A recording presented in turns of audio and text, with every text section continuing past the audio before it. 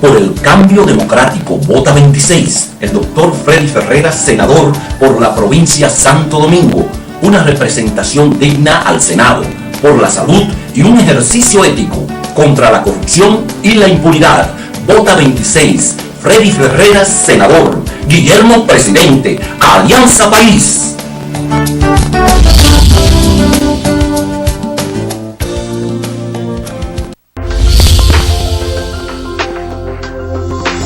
José Ismael, diputado por Santo Domingo Norte, contra la violencia y la corrupción. Hacer de Villamella la capital de la cultura. Honestidad y capacidad al Congreso. Vota 26 por Alianza País. José Ismael, diputado.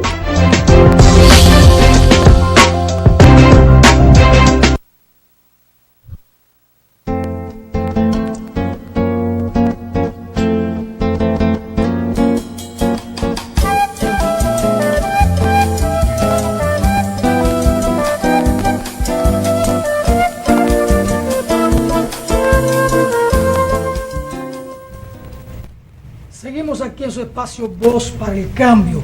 En este tercer tramo vamos a hacer un balance, vamos a pasar revista, vamos a hacer un recorrido internacional de cómo anda el mundo. La deuda española es muy cara, según ASEC, el gerente de cartera. La mayoría de los gerentes europeos de fondos mixtos perdió dinero en el 2015 debido a una caída de las acciones. Hay riesgo en China y una desaceleración global que afecta a la economía de la zona euro. Ahí hay serios problemas. Dilma Rousseff seguirá luchando en Brasil y estará resistiendo la investida de la Cámara de Diputados o de la oposición, e incluso de sectores que han estado en el gobierno con el PT o compartiendo el gobierno con el PT para destituirla, lo que habría que traducirlo en un golpe de Estado. Un golpe de Estado en una nueva versión, porque siempre los políticos vienen pensando, y sobre todo el imperio, nuevas modalidades de cómo aceptar golpes a los gobiernos democráticos en el continente y en el mundo. Macri, el presidente de Argentina, pide control de precios, y allí él tiene la situación bien difícil. Raúl Castro, en Cuba, dice que el poder popular es la vía para consolidar la democracia socialista. Haití pondrá comicios otra vez. No hay manera de que Haití pueda encontrarse con el camino de la estabilidad. Kuczynski vencerá a Fujimori en el Perú en una segunda vuelta que debe darse muy pronto. Tiene fecha cierta eso. Putin y Obama, Putin el presidente de Rusia y Obama de Estados Unidos, tratan plan sobre caos en Siria. Caos en Siria. ¿Quién empujó el caos en Siria? ¿Estados Unidos? ¿Rusia? ¿O las contradicciones internas allí? Estados Unidos favorece una transición política que acabe con la crisis. ¿Usted de Estados Unidos? Bueno. Estados Unidos apoyará a Irak con el envío de más tropas. Con más tropas se va a resolver la situación en Irak. Después que George Bush dijo que en 48 horas aquello de Saddam Hussein quedaba resuelto. Y eso fue por allá, 2001, 2003. Venezuela denuncia sabotaje. Es el cuadro así general que tenemos en materia de política internacional. José Ismael Román, ¿por qué punto empezamos? Veamos lo de Dilma Rousseff.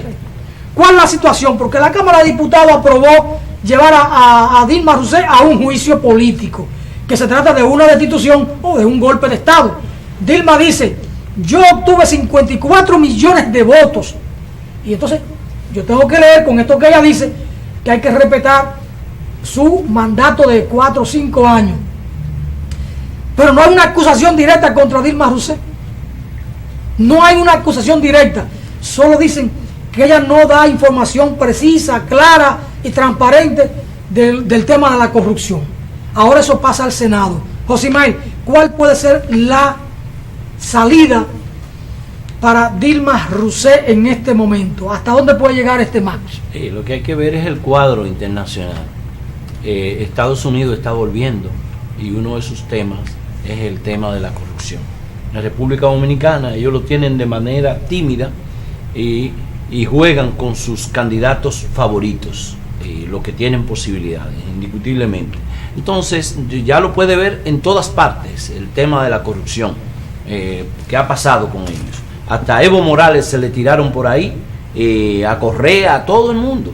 Y a Cristina, mira cómo están ahora unos papeles apareciendo, porque hay toda una campaña para desacreditar este ciclo de gobiernos, entre comillas, de izquierda que hay en América Latina. En Brasil, las fuerzas democráticas, el movimiento social, por ejemplo, el caso de los Sin Tierra, que tuvieron muchísimo inconveniente con Dilma, que Lula es el que los estaba movilizando, el PT en la calle y otros sectores sociales reclamando, luchando en contra de ese golpe que viene en camino. Es un proceso que se está dando. La derecha se ha reagrupado, instigado, no solo viendo la derecha como proyectos políticos, sino incluso sus funcionarios. Hablo del tren que tiene que ver con la justicia, como jueces se le ha comprobado parcialidades junto con ese deseo de superar a Dilma. Hay que sacar a Brasil de lo que es el proyecto de los BRICS. Hay que sacarla de ahí. Hay que sacar al PT de la dirección del gobierno, indiscutiblemente. Entonces, en esa tesitura, nosotros pudiéramos decir que ese camino está dando los pasos correctos para la derecha para sacar a Dilma. Ahora viene la Cámara de Senadores para entonces decidir, en principio, con una mínima, si ella es suspendida hasta tanto se hace el juicio de los 180 días que deberá durar el vicepresidente Temer, que miren, el 50%, estamos hablando además casi el 50% de todos esos funcionarios del tren legislativo en Brasil están involucrados con todo lo que tiene que ver con problemas de corrupción. Ese mismo vicepresidente tiene el agua caliente, el presidente de la Cámara de Diputados también.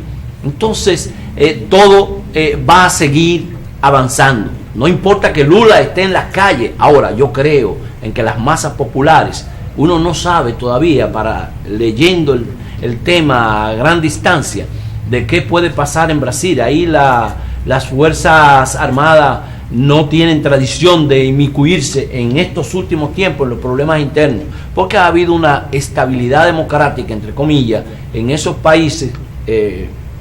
Así que es muy difícil de que haya un levantamiento, porque esa no es la línea del movimiento político ahora mismo en Brasil. Pero eso va a liquidar ligeramente a Brasil, siendo la economía más importante en el continente, porque esa desestabilización de la democracia brasileira va a traer serios inconvenientes, más la crisis, su socio fundamental, que es China, que tú decías. China tiene una serie de inconvenientes, está reajustando su economía, y a los chinos que están dándole vuelta a las cosas, uno, las exportaciones que les interesa, y lo otro es el consumo interno. Solo con el consumo los chinos resuelven. Pero en el caso de Brasil está sufriéndola de a duro. Es todo el continente. Por eso Venezuela dice ahí, hay un sabotaje. Ese sabotaje está planteado desde el punto de vista de que la reunión que se dio en Doha era para decidir la congelación de la producción de petróleo, para tratar de estabilizar. Recuerden que después de ese encuentro entre los países de la OPEP y los no OPEP, que son productores, los precios ligeramente se aliviaron. Eso ayudaría a muchísimos países. Pero el caso de Irán, que está diciendo, nosotros tenemos un acumulado de petróleo que tenemos que darle salida y dinamizar nuestra economía. Entonces, ante esos inconvenientes hay serios problemas para los países latinoamericanos. Ya lo ven, ahí en el caso de Ecuador ahora, es difícil, los precios se le han venido al piso, aunque es un país productor desde el punto de vista agropecuario. El caso de Bolivia con el gas, el petróleo, el gas fundamentalmente, los problemas que tienen. El caso de Venezuela y otros países en la región. El caso de México. Ahora, ¿y por qué no nos preguntamos por qué Estados Unidos ha estado instando a que esos precios se derrumben? cuando la mayoría de las empresas multinacionales son norteamericanas o son de países europeos? Bueno, es que hay un juego político importante, no solo en la política de la democracia interna, sino que en la geopolítica hay la necesidad de reconfigurar el mundo, y esos intereses lo está movilizando Estados Unidos. José Ismael, hay varias ideas planteadas. Por ejemplo, a propósito del tema de los gobiernos estos democráticos, porque no son socialistas nada. El socialismo implica el inicio de una ruptura en la propiedad, en el sistema de propiedad. Son más discursos que otra cosa. En Venezuela no hay ningún socialismo, ni lo hay en Ecuador, ni lo hay hoy en Nicaragua. En Nicaragua, cuando triunfó la revolución, hubo un rompimiento de la estructura. Ahí hubo ese inicio. Pero hoy, las cosas están ahí como lo dejó Chamorro y el otro que vino, Alemania, el otro y el otro. Son discursos que llevan a una posición antiimperialista, anti-yanqui. Dice Pepe Mujica, si la izquierda tiene que perder terreno, que lo pierda para que tenga que repensar su forma de hacer política. Dice Fray Beto, al tiempo que acusa a Estados Unidos de todo este movimiento contra los gobiernos democráticos o progresistas, que eso se produce porque no ha habido desde estos gobiernos una actitud para educar políticamente, concientizar. Yo no uso la palabra concienciar, yo sigo en el término tradicional, para crear conciencia, concientizar a la población, de modo que esas masas puedan asumir esos proyectos políticos como suyos. Porque así como aquí uno critica que Leonel Fernández se negó a aplicar el 4% porque el sistema político dominicano prefiere ver a unos ciudadanos incultos, sin conciencia, porque decía José Martí, ser culto para ser libre. Entonces, mientras más inculto es un pueblo, más fácil es dominarlo con el clientelismo. Entonces, Fray Beto pone el dedo sobre la llaga. La izquierda en el gobierno no ha llevado conciencia a las colectividades nacionales. El caso de Cuba es diferente. Fidel dijo en el lejano 1961-62, Cuba será una sociedad del conocimiento, de intelectuales, y avanzó en eso. Y ahí está la fortaleza de Cuba, en ese nivel de conciencia que tiene el pueblo. Ahora dice Raúl Castro, el poder popular es la vía para consolidar la democracia socialista. Es decir, Cuba sigue siendo coherente con eso. Pero me llama la atención lo que dice Fray Beto ahora y lo que dijo Mujica recientemente, que si la izquierda tiene que perder terreno, que lo pierda en aras de que piense mejor su forma de hacer política. ¿Qué ha pasado en todo esto? En Venezuela está presente el tema de la corrupción, como lo está en Brasil. Me dirán, no son marcianos los que dirigen la política, pero no se le puede dar ningún pretexto al imperio para que opere contra el gobierno democrático. Entonces Lula y Dilma debieron actuar desde un principio y cortar la cabeza a cualquier intento de corrupción. Pero Dilma hizo eso en principio. En principio, pero siguen las cosas ahí. Y el argumento que tiene la Cámara de Diputados y la oposición y gente que se le ha ido es porque ella no fue totalmente transparente con el tema de la corrupción. No la acusan a ella, es una persona honorable, todo el mundo lo sabe. Pero la acusación es porque la instigación viene del norte. Entonces, bueno, le dejo el escenario sobre el tema Fray Beto, Pepe Mujica y lo que está diciendo hoy Raúl Castro a propósito de las discusiones que están llevando a cabo en Cuba con el Congreso del partido. Y hay que agregar ahí con relación a Cuba. Miren, y comparando lo que son sistemas, Cuba tiene 50 años y tuvo mucha claridad. Resolvió el problema de la disidencia interna, lo resolvió, llegaron al poder por la vía violenta, una revolución. Y esa revolución no solo fue tirar tiros, sino que fue hacer los cambios en la estructura. En el informe que Raúl hace ahora para el Congreso, 7º Congreso del partido, una de las cosas que está clara, aparece ahí diciendo, nosotros no vamos a modificar el problema de la tenencia de la tierra. Eso es fundamental. Cuando usted al capital le pone esa barrera, mire, no van para ningún lado. Entonces, es interesante. Hay que ver cómo la prensa internacional ha manejado el caso de Cuba, señores. Cuba es un país que ha tenido históricamente mucha influencia de Estados Unidos.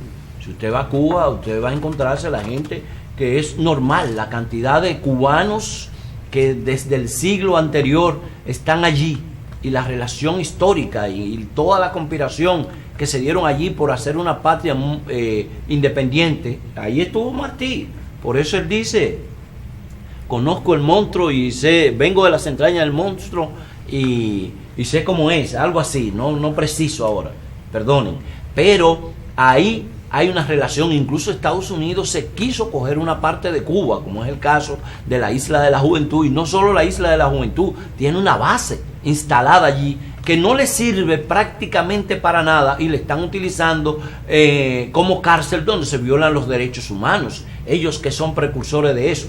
Pero cómo los medios de comunicación tratan el tema de este informe al Congreso. Señores, es de todo lo bueno, todo lo malo, ellos lo niegan. Entonces ahora dicen, se va, pero es porque ya están perdiendo. Obama tiene más presencia, más simpatía que Raúl, que los Fidel.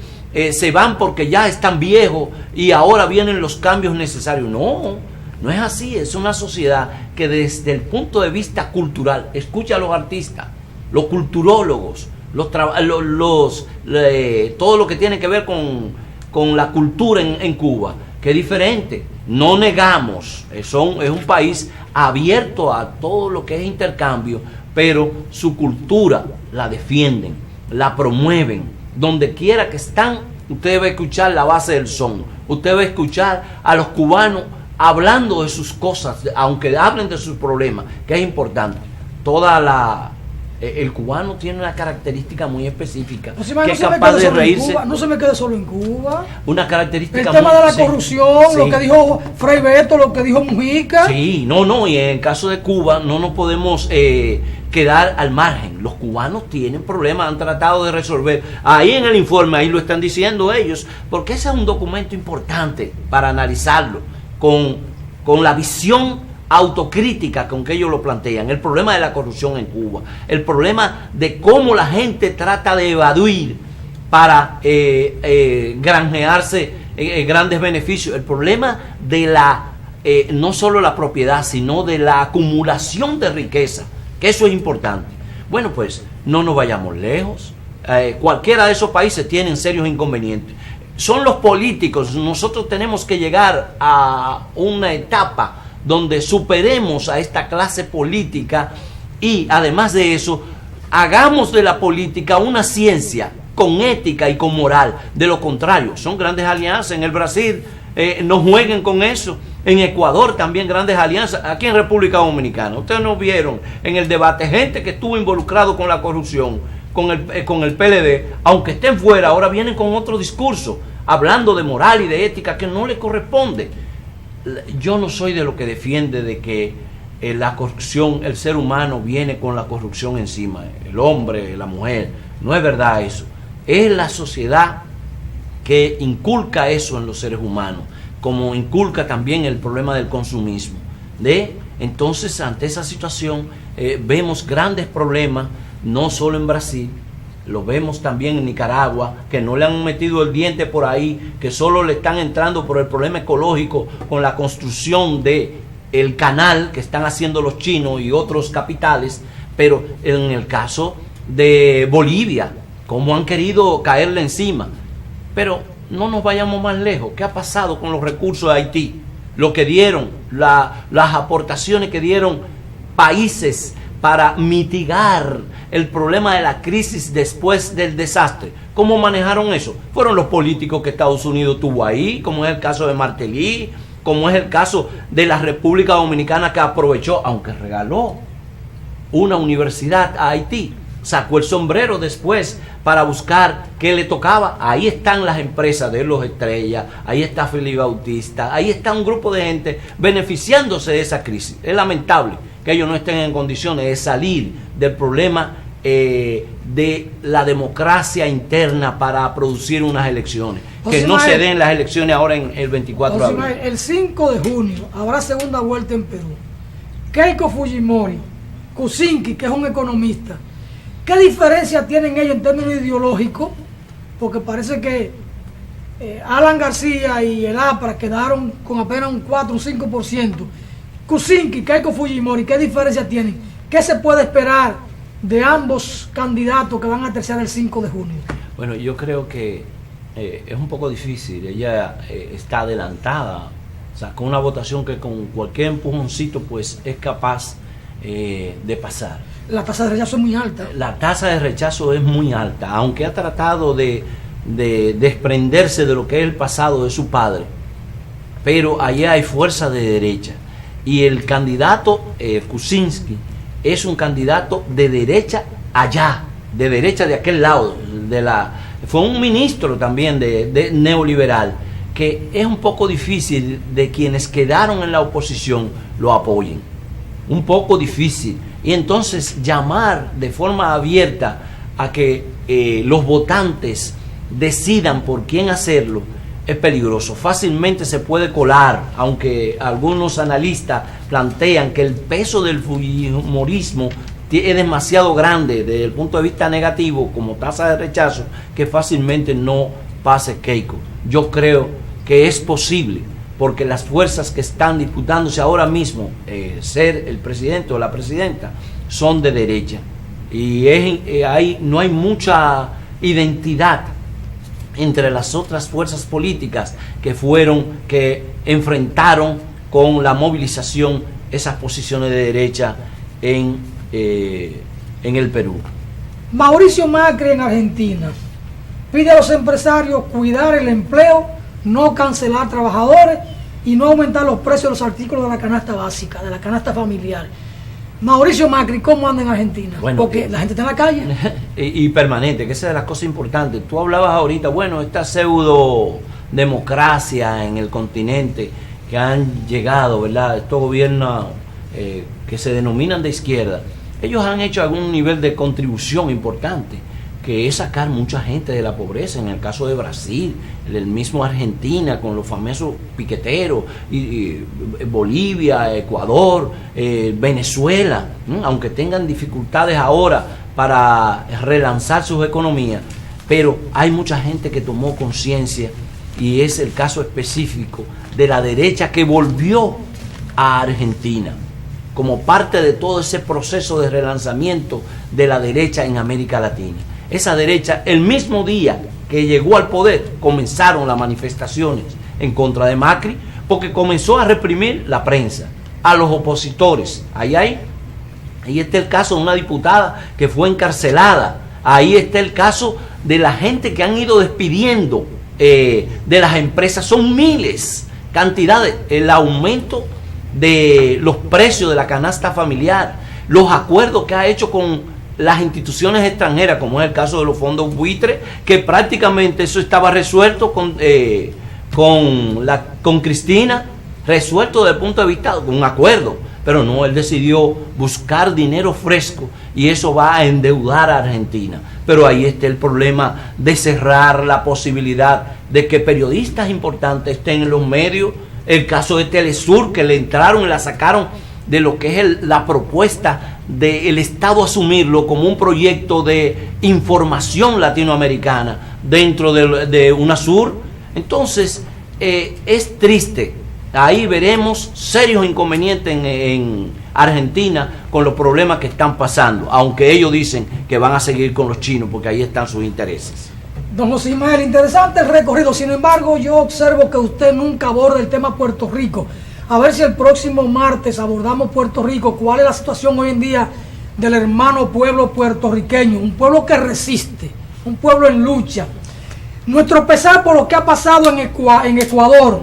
El presidente Correa dice que reconstruir la zona donde fue impactada por el terremoto tomará años, y se quedará Correa todos los años necesarios para reconstruir aquellos daños, aquellas ciudades que fueron impactadas por el terremoto. Bueno, no sabemos. Don José Ismael, también está el caso de Bolivia. Evo Morales, que no pasó lo del referéndum. ¿Qué le viene a Bolivia a partir de ahora? Esas cosas tenemos que conversar el próximo martes. Bolivia y Puerto Rico deben ser los temas centrales para nosotros en política internacional en el próximo martes.